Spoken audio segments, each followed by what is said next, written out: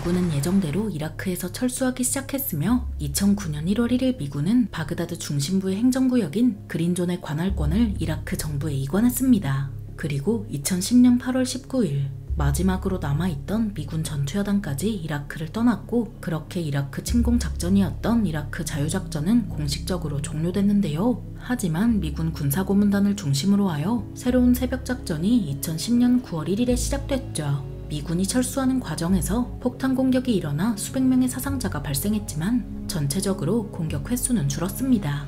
미국은 이라크 상황 통제를 위해 국무부 조직을 강화했고 7천여 명에 가까운 민간 군사기업 직원을 고용해 이라크 보안군 훈련을 포함한 여러 임무를 맡았습니다. 2009년 1월 20일 대통령에 취임한 오바마는 이라크 전쟁의 이라크화를 더욱 강력하게 추진했는데요. 21세기에서 가장 큰 변화를 일으킨 극적인 전쟁, 이라크 전쟁 속으로 들어가 보겠습니다. 오바마 행정부가 이라크 전쟁을 바라보는 시각은 부시 행정부가 선택한 불필요한 전쟁이었습니다. 그래서 오바마 행정부는 되도록 빨리 이라크 전쟁을 끝내고 미국의 자원을 아프가니스탄에 집중해야 한다고 봤는데요. 오바마 대통령은 취임 연설에서 미군을 이라크에서 철수하고 이라크의 운명을 이라크 국민이 결정하게 하며 그 대신 아프가니스탄에서 어렵게 확보한 평화를 공고히 하겠다고 다짐했죠. 이에 따라 2010년 여름 시점 미국은 이라크 전쟁에 사용했던 장비를 철수하고 시설 또한 반환하거나 폐쇄했습니다. 그런데 문제는 이라크 정부의 능력이 쉽게 키워지지 않는다는 사실이었는데요. 이라크 전쟁의 이라크화 전략에서 핵심은 이라크 정부의 행정력과 보안군의 군사력을 키우고 테러 조직을 군사적으로 제압해 고립시키며 국민에게 효율적인 국가 서비스를 제공하는 거였죠. 하지만 이러한 목표는 쉽게 달성되지 않았고 이라크 정부는 종파적 대결 구도를 유지하면서 순위파 세력 결집을 막았습니다. 2008년 12월 말라키 총리 직할 경찰 특수부대는 바트당 정권의 회복을 시도했다는 혐의로 내무부 주요 지휘관 35명을 체포했습니다. 또 바트당 관련 과거 청산을 빌미로 이라크 정부에서 일하고 있는 수천 명의 순위파를 해임하려고 했는데요. 게다가 이라크 보안군 훈련을 담당하는 미군 군사고문단은 전문성을 가지고 있지 않았고 뛰어난 장교들은 진급에 도움이 되지 않는 군사고문단 경력을 꺼렸죠. 따라서 이라크 보안군 훈련은 실질적으로는 경시되고 있는 상황으로 단순히 예산을 배정하는 데 그칩니다.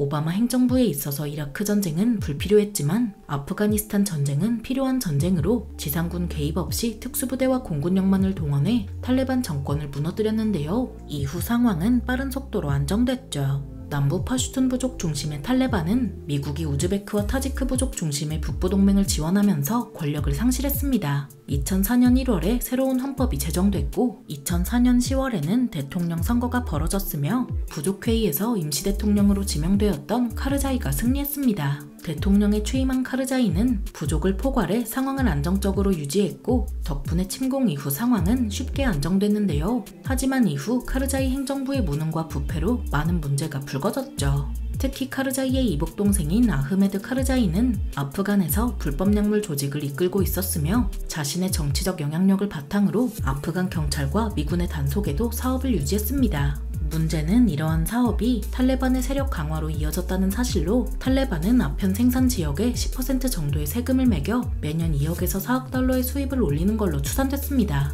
게다가 국제투명성기구의 부패 인식지수에 따르면 2009년 조사에서 아프간은 조사 대상 180개국 중 179번째로 부패가 심한 국가로 평가됐는데요. 이 때문에 아프간 상황은 카르자이 행정부가 유지되는 동안 계속 나빠졌죠. 2003년 12월에는 탈레반의 본거지였던 칸다하르에서도 테러의 위협이 사라졌다고 평가됐지만 2004년에 들어서면서 이라크 전쟁이 격화되면서 미군 병력이 이동하자 안전 상황은 빠르게 나빠졌습니다. 경제의 80%를 농업에 의존하는 아프간에서 활동 중인 농업 전문가는 고작 10명뿐이며 국가 형성을 위한 모든 자원이 투입되지 않은 채 모든 부분에서 이라크 전쟁보다 우선순위가 밀려났습니다. 미국의 동맹국인 파키스탄은 탈레반에 동조하는 파슈툰 세력 등의 영향으로 명확한 태도를 나타내지는 못했는데요. 사실상 파키스탄 내에서도 내전이 벌어진 상태였죠. 2007년 12월 총리를 2번이나 지낸 부토가 야당 지도자로 선거 유세에 나선 자리에서 암살되는 사건이 발생했습니다. 범인은 테러 조직과 탈레반으로 지목됐지만 파키스탄 정부는 미국의 반대에도 아프간 탈레반 세력과 휴전협정을 맺었으며 이를 통해 파키스탄 내부의 내전을 억제하려 했습니다. 상황이 이러니 2006년 1월부터 나토가 아프간 전쟁에 본격적으로 개입했고 수도 카불과 인근 지역의 치안 유지를 목적으로 창설된 국제안보지원군이 아프간 전체를 통제하기 시작했는데요. 하지만 상황은 계속 나빠졌죠. 2007년 10월 기준으로 탈레반은 1만여 명의 병력을 보유했고 그중 2,000에서 3,000명 정도가 잘 훈련된 병력이었으며 그 가운데 약 10%가 외국에서 유입된 테러 조직원이었습니다. 문제는 외국에서 유입되는 이슬람 전투원의 수가 계속 늘어나고 있다는 사실로 이 때문에 상황 안정화를 위한 노력은 별다른 성과를 내지 못했습니다. 제한적인 전투가 계속되는 가운데 결정적인 변화는 없었고 오히려 탈레반이 통제하는 지역이 점차 증가하면서 아프간 정부와 국제안보지원군의 장악력은 감소했는데요. 특히 파키스탄과 국경을 접하고 있는 동부 지역에서는 공격 횟수가 50% 증가했고 탈레반이 세력을 회복해가고 있었죠.